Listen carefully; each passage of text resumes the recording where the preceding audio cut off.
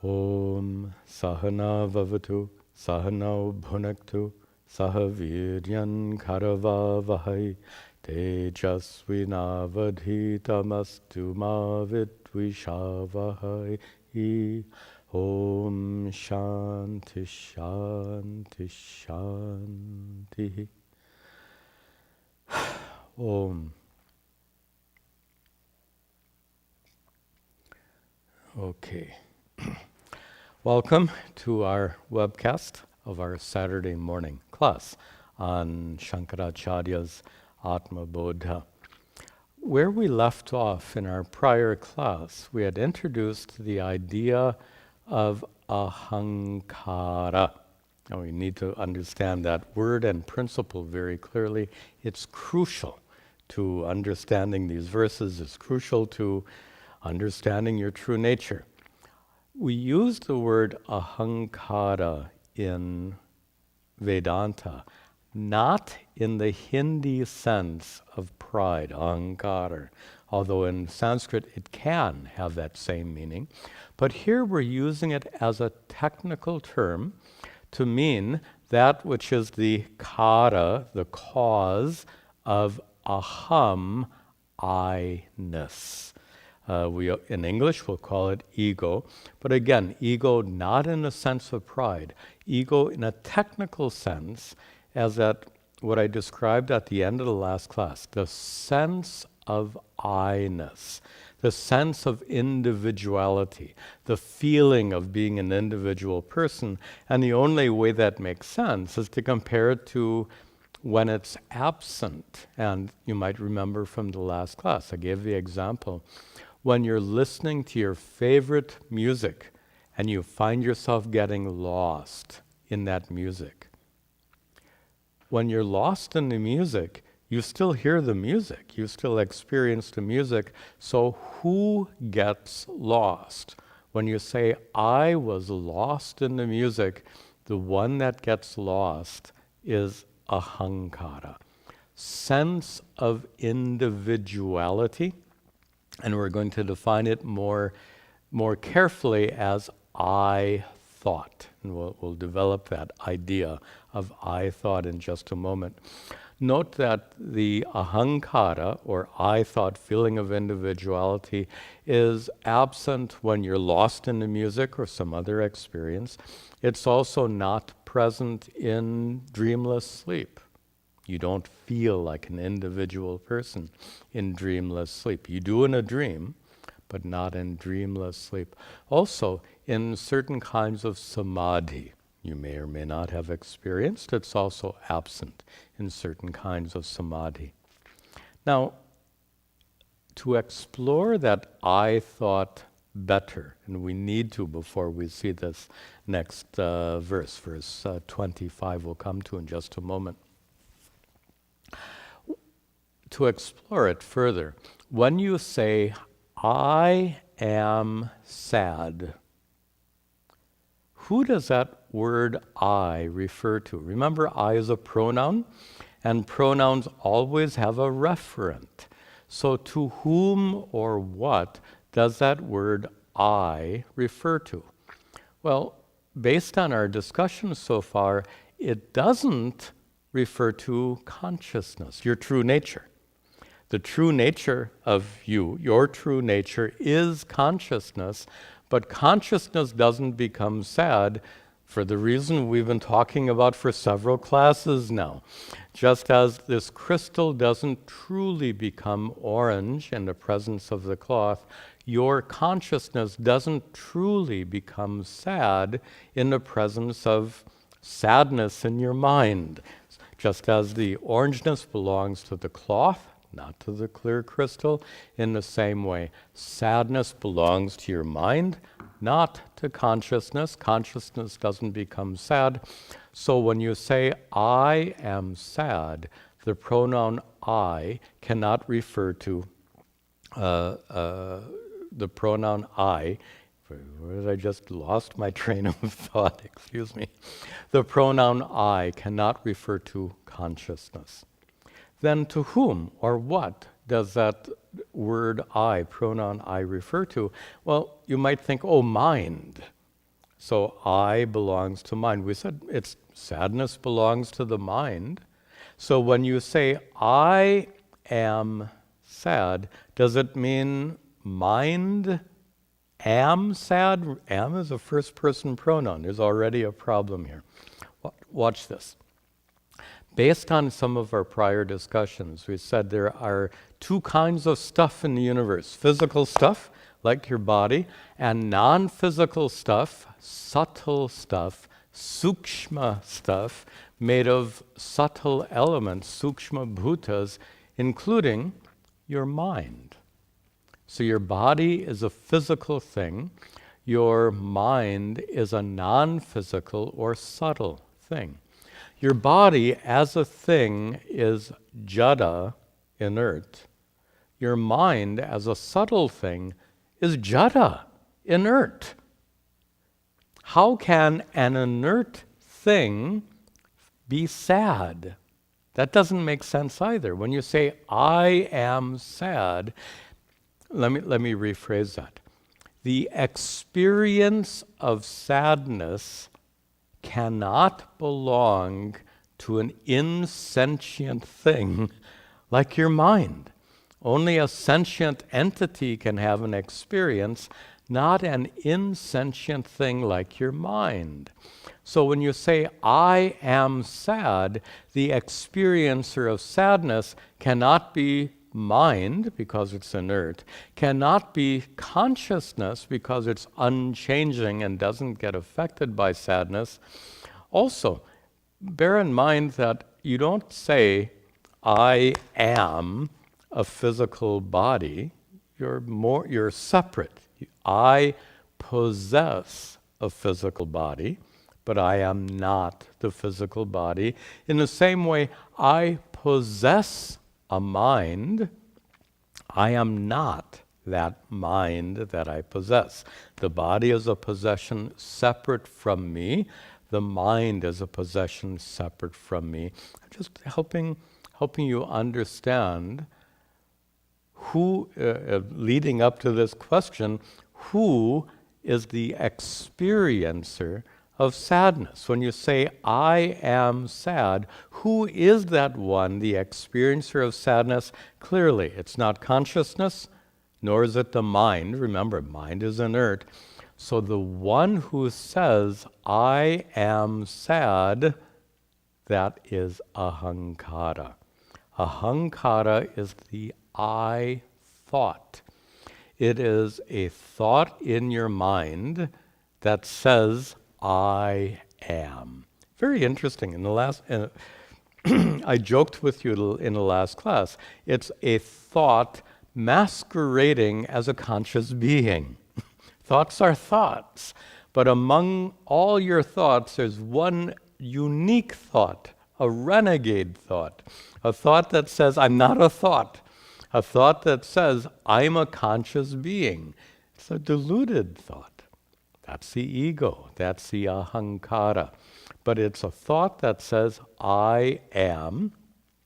And then when there's sadness in the mind, that thought gets connected with the sadness, and what arises is the experience, I am sad. So please note, for that experience, I am sad to arise, both factors are required. Consciousness is required, otherwise there's no experience whatsoever. Mind is also required, because mind is the locus of sadness. There's a third factor that's required, right? Ahankara. When these three factors are present, consciousness, mind, ahankara, and I suppose we have to add sadness, 4. This is a little complex.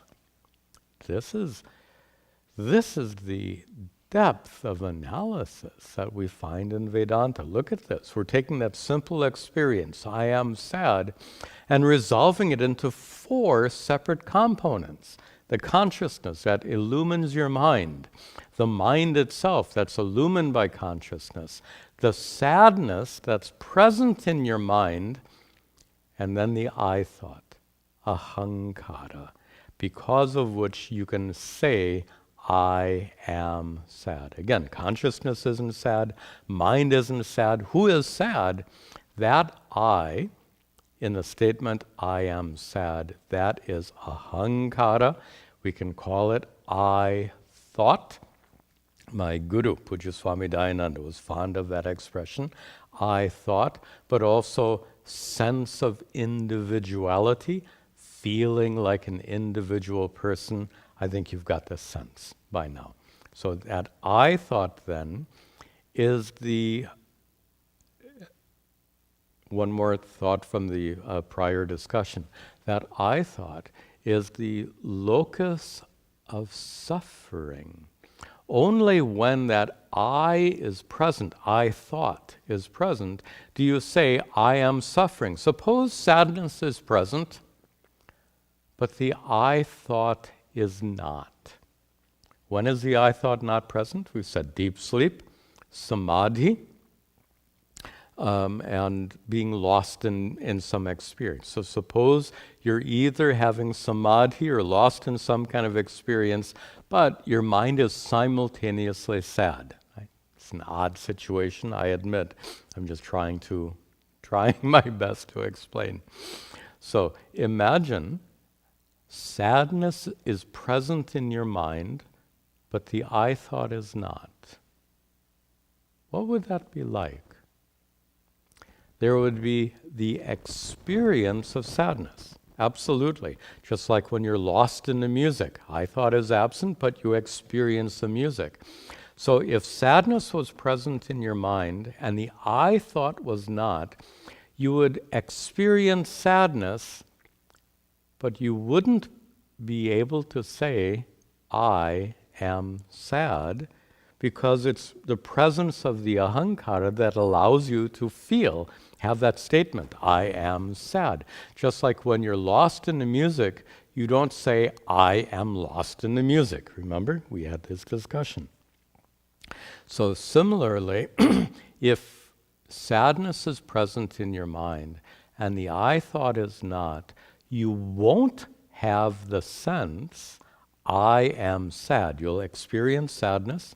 You won't have the sense, I am sad, and as a result, you won't suffer.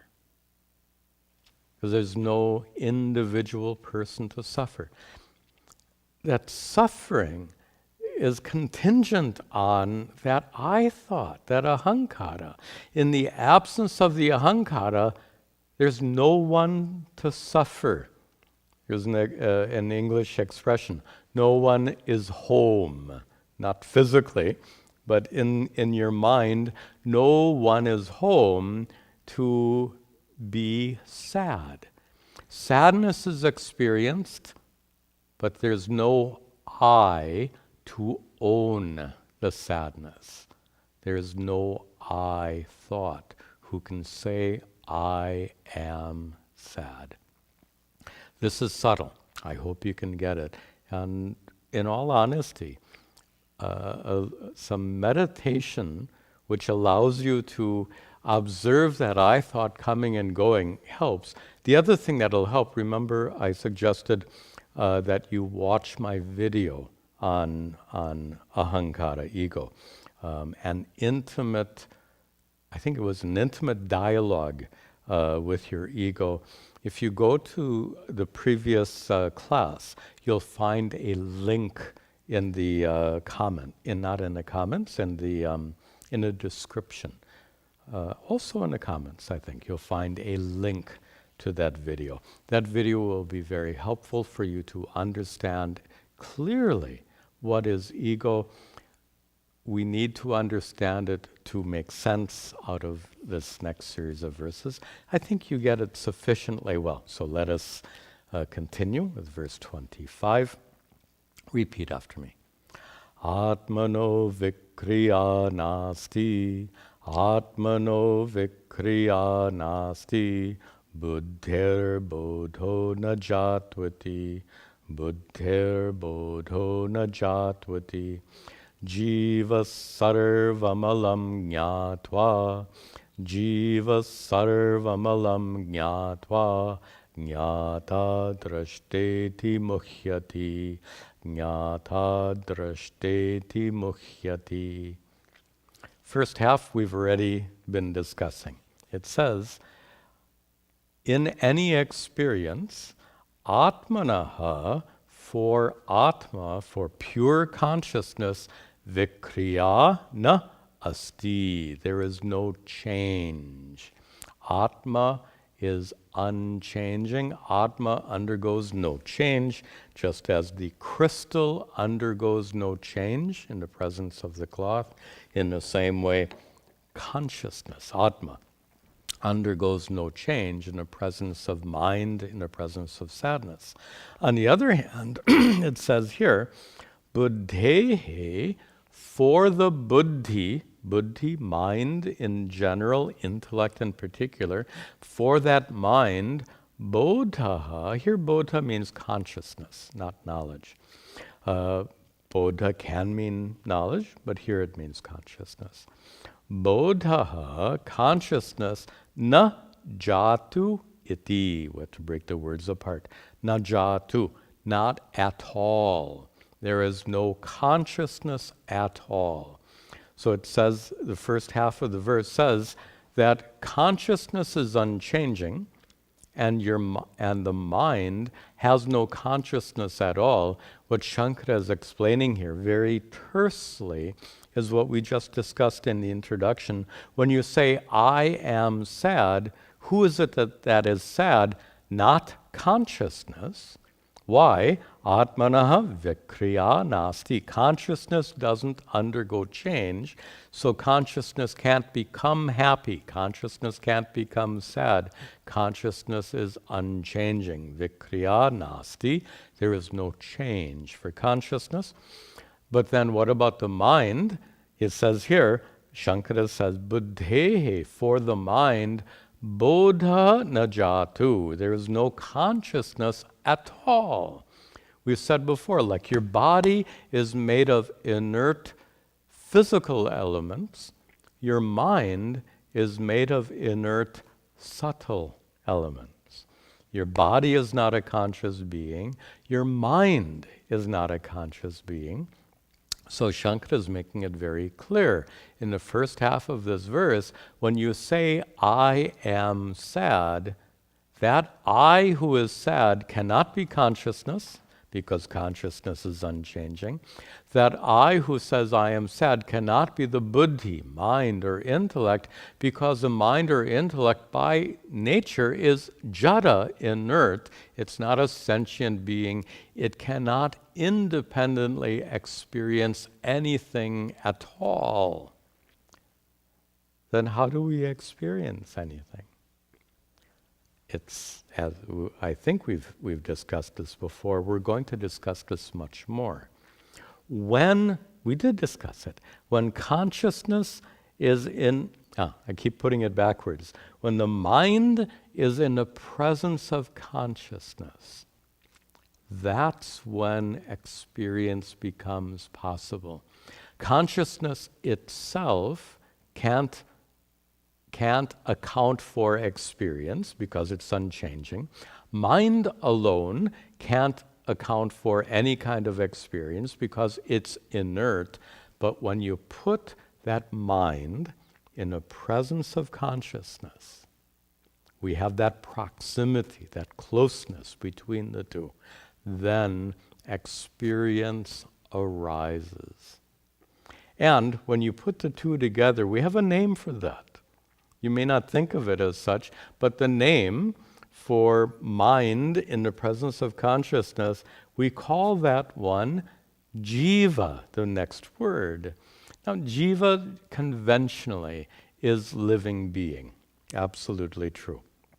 But here, we're using the word jiva in kind of a more limited sense, technical sense.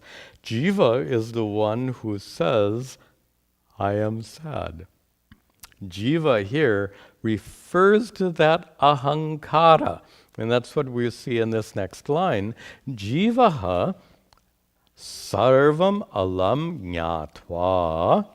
Jiva, the individual person, Who is that individual person?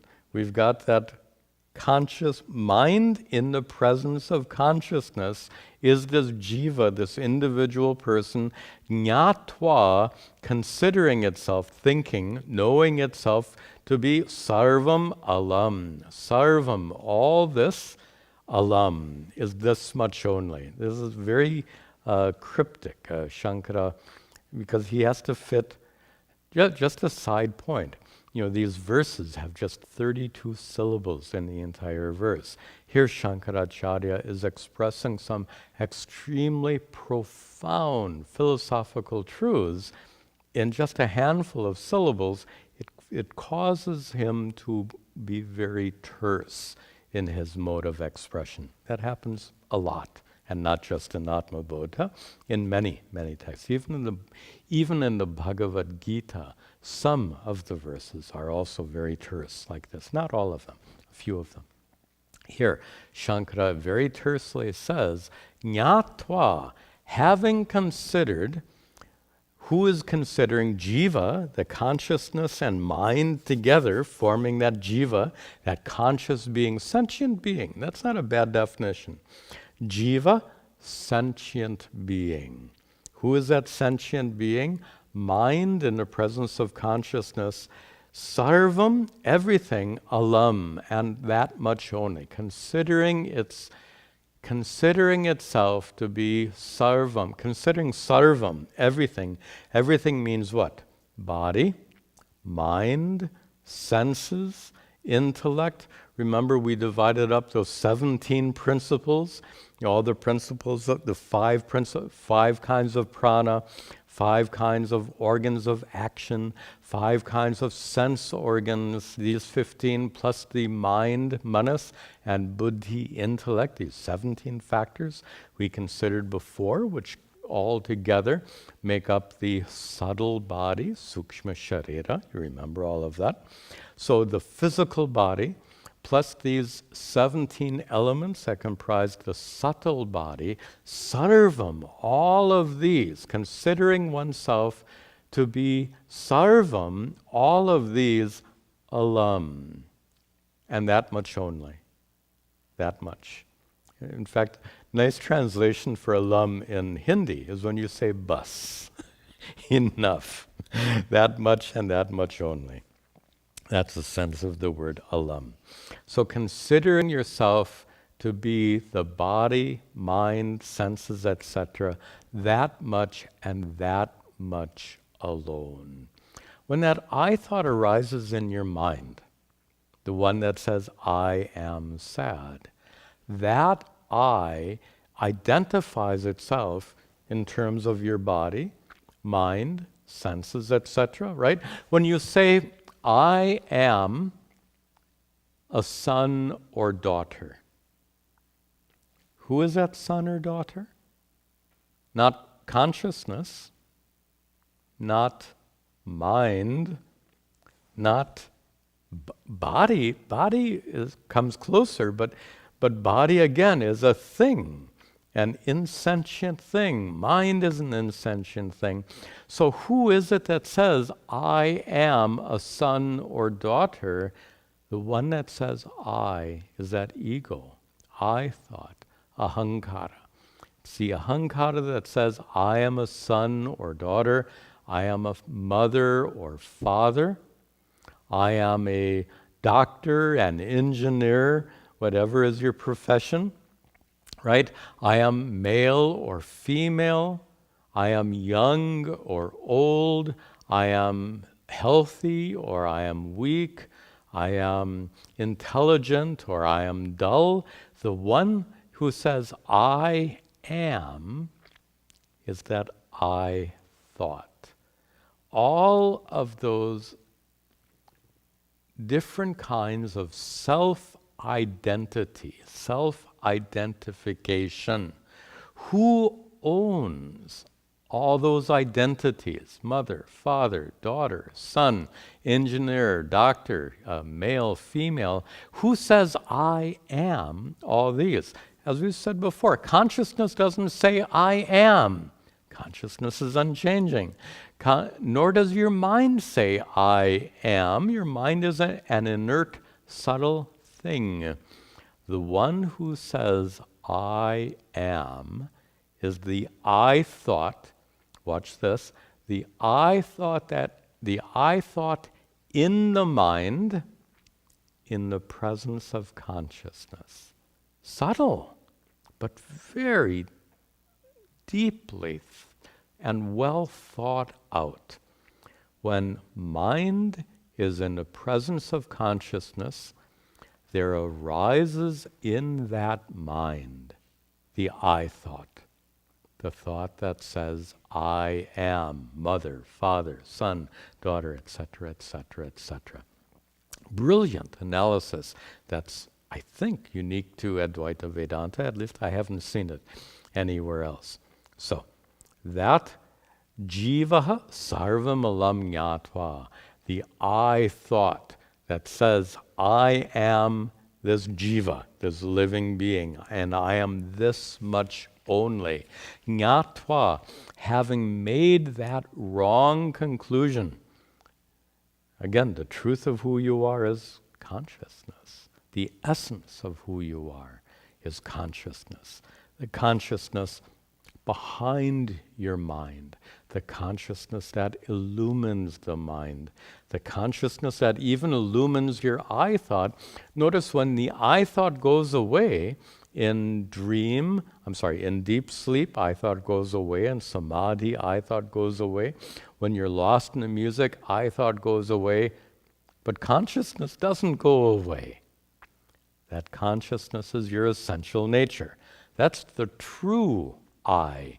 If we can make that kind of differentiation, consciousness is the real I, whereas ahankara, I thought, is the imposter I, if we can call it such. Jnatva, having made this false assumption, jnata drashta iti muhyati. Muhyati, one becomes deluded, confused. And confused in what way? You get confused by saying, I am jnata. Jnata means knower. I know what is happening around me right now. I know what is happening in my mind. I am the knower. And drashta. Drashta means seer. I am the knower and seer. We could just go on and on. So I am the knower. I am a seer. I am a mother. I am a father. These are all kinds of self-identification. Sometimes I am a knower of you or whatever is happening around me. Sometimes I am a seer if I see you or something else. Sometimes I consider myself a mother, a father, a son, a daughter, engineer, that whole long list. All of these are different kinds of self-identification, and all of these different kinds of self-identification arise in the presence of the I thought, ego. In the presence of the ego, you become subject to suffering. In the absence of the ego, you become free from suffering. That may lead you to think, oh, there's a solution. I'm going to talk about this in the next verse. In fact, we'll use this to introduce the next verse. So you don't suffer in the absence of ego. Remember, a few minutes ago, I gave a strange example. Imagine having sadness present in your mind, but being in that odd condition where the I thought is absent. Like when you're lost in the music or in some kind of samadhi. I know it's not a common kind of experience at all, but imagine feeling sadness, but not having the sense, I am sad. Sadness is present in your experience, but you don't have the sense, I am sad. Therefore, you won't suffer. You can have sadness without suffering in the absence of the ahankara.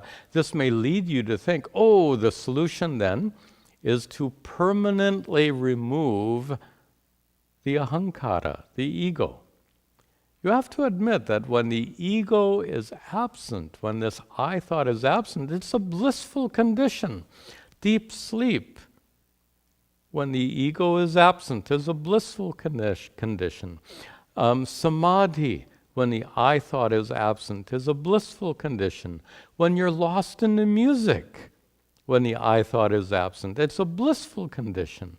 So one might make the wrong conclusion that the solution to the problem of suffering is to permanently obliterate, remove, destroy that ego, the ahankara. After all, it's the locus of suffering. There's a problem here. Maybe you've already seen this problem. Tell me, when you're lost in the music,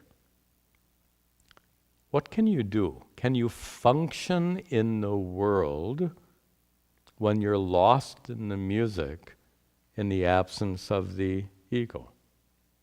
Or in samadhi, in the absence of the ego, while you're immersed in samadhi, can you function in the world? Can you walk and talk and eat and everything? No. And in deep sleep, obviously, the ego is gone, but you're non-functional.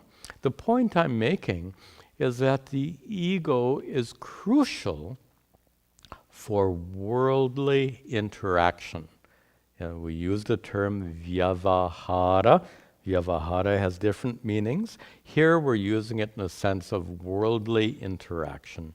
All worldly interactions, all vyavahara depends on that I thought, that ego. Again, consciousness itself cannot be involved in the world because it's unchanging. And the mind itself cannot be involved in the world because it's jada, it's inert, it's not a sentient thing. Only when you have the mind in the presence of consciousness and there arises the I thought.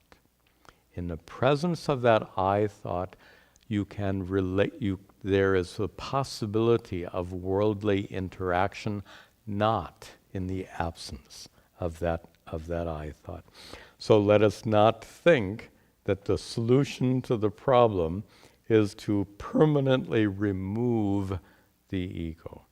That's not the solution. Then what is the solution? That's really the topic of the next verse. So let's see what is the solution to this problem of suffering. Rajju sarpavadatmanam, Rajju sarpavadatmanam, Jivam yatva bhayam vahet, Jivam yatva bhayam vahet, Naham jiva paratmeti, Naham jiva paratmeti, Jnatam chen nirbhayo bhavet, Jnatam chen nirbhayo bhavet. Rajju sarpavat. Here is our famous drishtanta, our famous metaphor. Sarpa, you may know as snake. Rajju is rope. Rajju sarpa is our famous rope snake.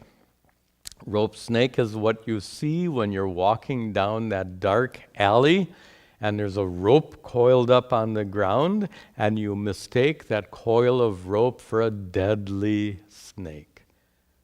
And the consequence of that mistake is fear. And here fear represents all kinds of suffering. This verse focuses on fear. Fear is one kind of suffering, so fear then is representative of all kinds of suffering.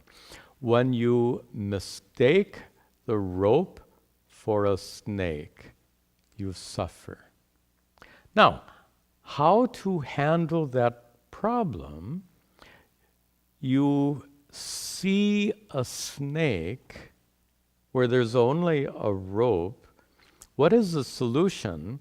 So you might say that just to go back to my earlier comment, the locus of suffering we said was focused on the ahankara, so therefore remove the ahankara, which is a fallacious approach. Here, you might say that the locus of suffering is the snake. Just like we said before, the locus of suffering is the ego. Now we're saying the locus of suffering is the snake. If the locus of suffering is a snake, get rid of the snake. If the locus of suffering is the ego, get rid of the ego. Both of these arguments are wrong. So if you want to get rid of the snake, how will you get rid of the snake? Well, there's several approaches. One is silly, but close your eyes. If you close your eyes, the snake goes away. Of course, when you open your eyes, the snake is still there. It's not a very good approach. Alternatively, get a stick and beat that snake. Kill the snake. Wait a minute. There's no snake. Or run away from the snake. There's no snake. So the point I'm making is that the solution to the problem of fear of the rope snake, the solution doesn't lie in dealing with the snake. Understand that the snake is a projection. We used a term before, adhyasa, superimposition. The snake is superimposed on the rope. And the way you get rid of the snake is not by destroying the snake. The way you get rid of the snake and the fear caused by the snake is by understanding the rope to be a rope, by knowing the truth of the rope. So notice that even though the problem is caused by the snake, the solution is found not through dealing with the snake. The solution is found by going to the root of the problem, which is the rope. By knowing the truth of the rope, the snake is no longer a source of fear. By going to the root of the problem here, the root, the essence of who you are, by knowing your true nature to be Satchidananda Atma, by knowing your true nature to be unchanging, unborn, uncreated consciousness, vast, boundaryless, limitless consciousness, by knowing your true nature as such, your ego will no longer be a source of suffering. This is the point we're making. The solution to the fear caused by the snake is found not in dealing with the snake, but by finding out the truth of the snake to be the rope. In the same way, even though the ego, ahankara, I thought, is the locus of the problem of suffering, the way to deal with it is not by doing battle with the ego, ahankara, but by going to the root of the problem, the consciousness because of which that ego exists. Just like the rope exists because of, other way around, just as the snake exists because of the rope, the ego, ahankara, exists because of consciousness. You get rid of the snake and the fear caused by the snake by finding out the truth of the snake, which is rope. In the same way, you get rid of the fear and suffering, which is focus, whose locus is ego, ahankara. You solve the problem of suffering, which is focused on ahankara, by discovering the truth of ahankara. That because of which ahankara exists, which is consciousness, your true nature. And that's exactly what Śaṅkarācāryaḥ is teaching us in this verse. He says, Raju sarpavat. Just like in the case of the rope snake, what about in the case of the rope snake? By knowing the rope, the snake and the fear caused by the snake goes away. Let me say that one more time. Just as in the case of the rope snake, by knowing the rope, the snake goes away and the fear caused by the snake goes away. That's the drishtanta, that's the metaphor. Shankara only gives here the darshtanta. The drishtanta he just gives as Raju Sarpa Vat. Just like in the case of the rope snake, and to fill that in, just like in the case of the rope snake, by knowing the rope, the snake goes away, and fear of the snake goes away. In the same way, now go back to the verse, in the same way, in the second line, Ñātva. Oh, excuse me, I got it the other way around. By sorry, I've got it backwards. The drishtanta here, still Raju Sarpa Vat, but by misidentifying the rope as a snake, excuse me, by misidentifying the rope as a snake, you suffer fear. That's the drishtanta. Due to misidentifying the rope as a snake, you suffer from fear. In the same way, Ñātva, by misidentifying Atmanam, your true self consciousness, by misidentifying your true self as Jivam. What was our definition of Jiva? Mind in the presence of consciousness gives rise to that I thought, I am sad, I am daughter, I am mother, I am son, I am father, etc., etc., etc. That one is jiva. That composite entity is tricky. Jiva is not one thing. Jiva is a composite entity. As a minimum, jiva includes these three factors. What are the three factors? Mind in the presence of consciousness with the I thought emerging as a result. That's a minimum definition of jiva. Maximum definition of jiva is throw in the body, mind, senses, and the roles, and your relationship with your family, your role at work, all of that. All of that together is a more elaborate definition of jiva. The minimum definition of jiva, mind in the presence of consciousness with the I thought emerging. So here, Shankara says, Ñātva, considering, mistaking, making the mistake of taking Atmanam, taking your true nature as consciousness, taking it to be jiva, the individual person, this, and especially with reference to that I thought. Due to that mistake, bhayam vahet, one experience, fear takes place. One is carried away by fear. Fear arises, and fear, as we said, was representative of all kinds of suffering. Let's see the whole half together. Raju Sarpa Vat, just as in the case of the rope snake, by mistaking the rope to be a snake, you experience fear. In the same way, by considering your true self, consciousness, to be this individual person with body, mind, senses, and that I thought, ego, by considering yourself to be that jiva, your true nature is consciousness, but not knowing that, by making the mistake of taking yourself, Atmanam, taking yourself to be jiva, this limited individual being, bhayam vahet, fear arises. So this is the first part. Due to misidentifying the rope, fear arises.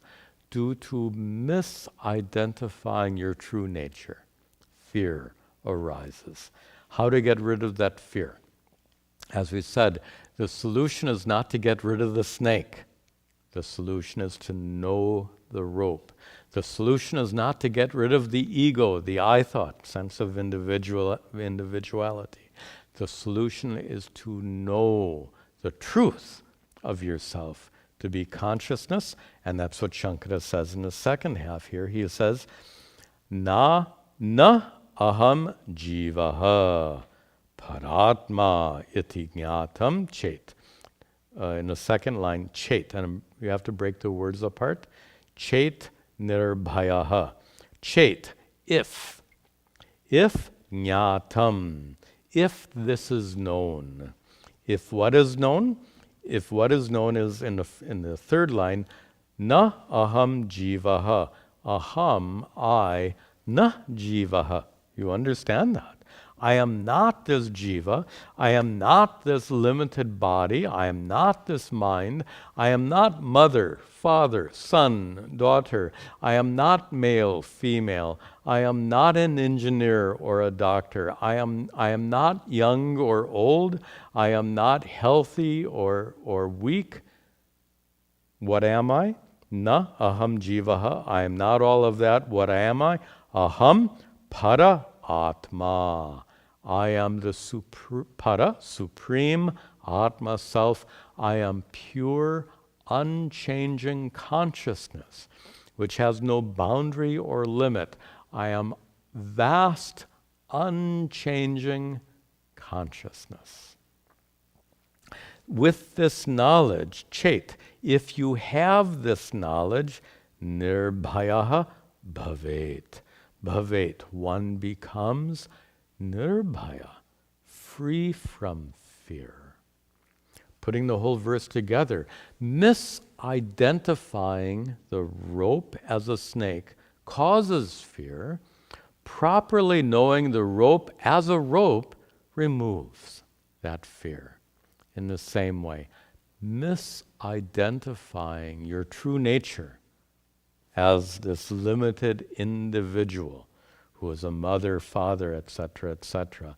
That misidentification leads to fear and all other kinds of suffering, but properly discerning your true nature as unchanging consciousness, that knowledge leads to freedom from fear, freedom from all kinds of suffering.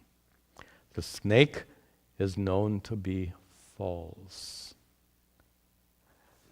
Taking your body as me is known to be false.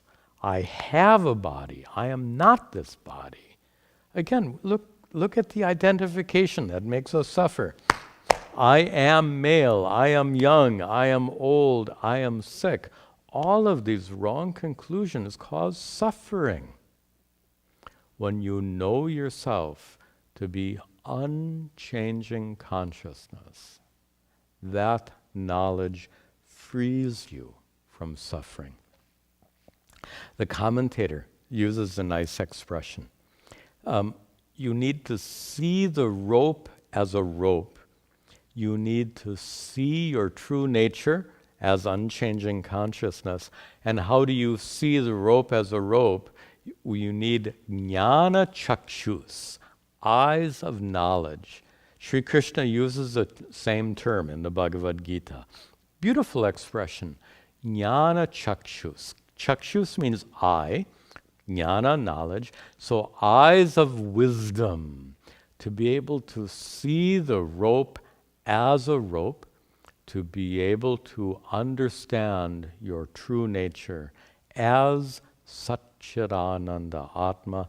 This is a solution to the problem of suffering.